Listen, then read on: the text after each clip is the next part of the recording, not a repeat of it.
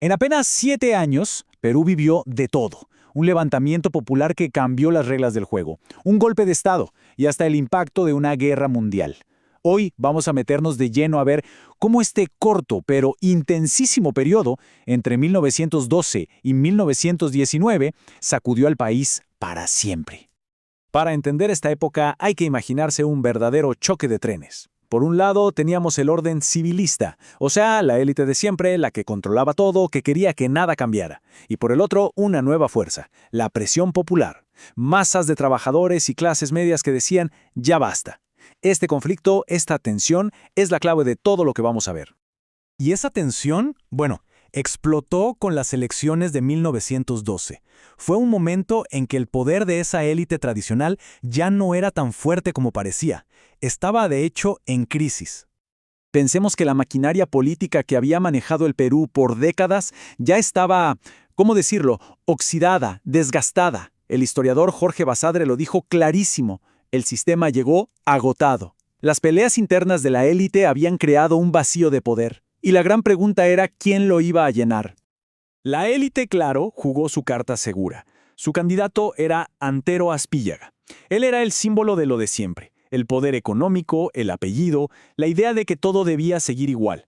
Era el candidato de la continuidad, del status quo.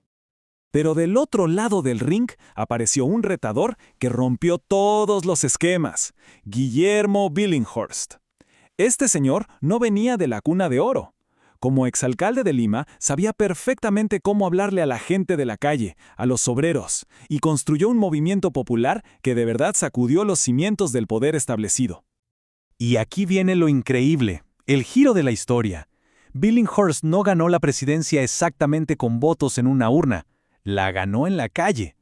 La presión popular fue tan, pero tan grande, con mítines que paralizaban la ciudad, que el Congreso, que estaba lleno de sus enemigos, no tuvo más remedio que ceder para evitar que todo estallara.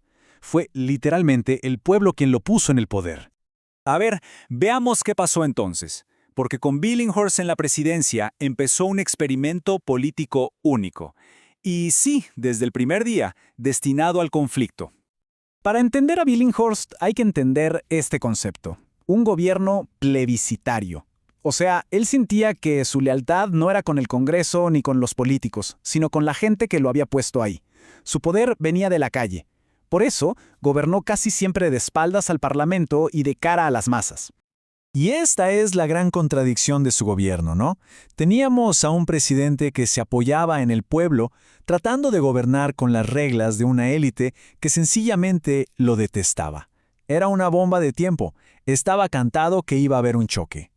Su logro más famoso y recordado fue una respuesta directa a esa presión de los trabajadores. Por primera vez en la historia del Perú, se estableció por ley la jornada laboral de 8 horas. Ojo, al principio fue solo para los trabajadores del puerto del Callao, pero el impacto simbólico fue gigantesco. Era la señal más clara de que los tiempos de verdad estaban cambiando. Pero claro, este experimento populista no podía durar para siempre. La élite, sintiendo que estaba perdiendo el control del país, decidió que ya era hora de actuar, y de actuar con fuerza. La caída de Billinghurst fue casi una crónica de una muerte anunciada. Primero, el choque constante y frontal con el Congreso. Segundo, el pánico de las élites ante sus reformas sociales. Y bueno, la gota que derramó el vaso fue su amenaza de disolver el Parlamento. Esa fue la señal que la conspiración entre civiles y militares estaba esperando para moverse. Y todo pasó rapidísimo. La amenaza de disolver el Congreso en 1913 activó el plan. En la madrugada del 4 de febrero de 1914, el coronel Óscar Benavides lideró el golpe y tomó el poder. Billinghurst fue sacado del palacio, enviado al exilio y lamentablemente moriría un año después lejos de su país.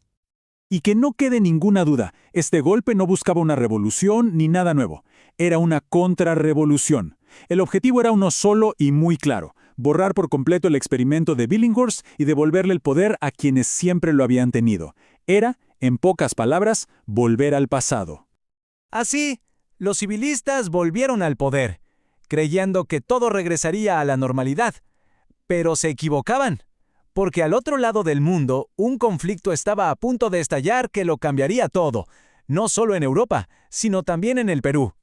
La Primera Guerra Mundial. Para asegurar ese retorno al orden, se organizaron elecciones en 1915. Y sorpresa, sorpresa, el ganador fue José Pardo Ibarreda, una figura emblemática del civilismo, hijo del fundador del partido. Su elección fue un proceso muy controlado para garantizar que la élite volviera a ocupar, ahora sí formalmente, el Palacio de Gobierno. Y justo entonces, la guerra en Europa se convirtió en una mina de oro para el Perú. Los países en guerra necesitaban materia prima, y el Perú la tenía. La demanda de azúcar, algodón y cobre se fue a las nubes y el dinero de las exportaciones empezó literalmente a llover sobre el país. Pero ojo, esta lluvia de dinero no mojó a todos por igual, ni de cerca. Mientras la élite exportadora se hacía más y más rica, para la gente de a pie la vida se puso durísima. La comida se volvió un lujo, los precios no paraban de subir y los salarios no alcanzaban para nada. La olla a presión social estaba, otra vez, a punto de explotar. Y en medio de todo esto, la guerra también trajo tensiones internacionales. En 1917, un submarino alemán hundió un barco peruano, el Lorton. A pesar de la indignación nacional, el gobierno de Pardo decidió mantener la neutralidad. ¿Por qué? Para proteger esa economía exportadora. Se protestó diplomáticamente, pero nada más.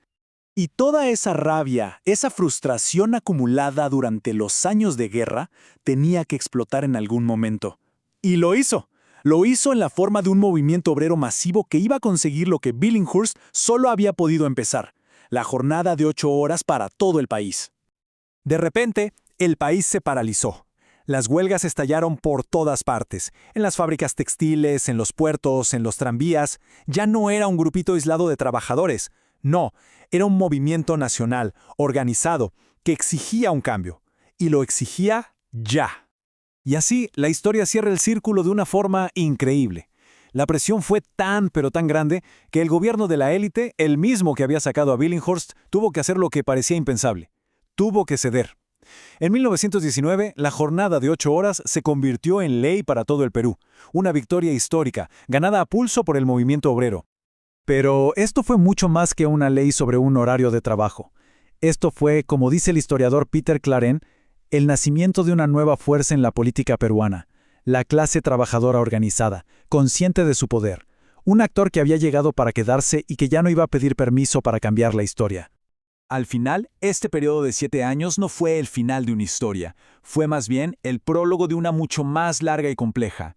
La vieja élite fue desafiada, contraatacó, pero al final tuvo que ceder en algo fundamental. Y la pregunta que nos queda flotando es: ¿fue esta la última gran batalla de la oligarquía o fue solo la primera de un siglo de luchas sociales que estaban por venir?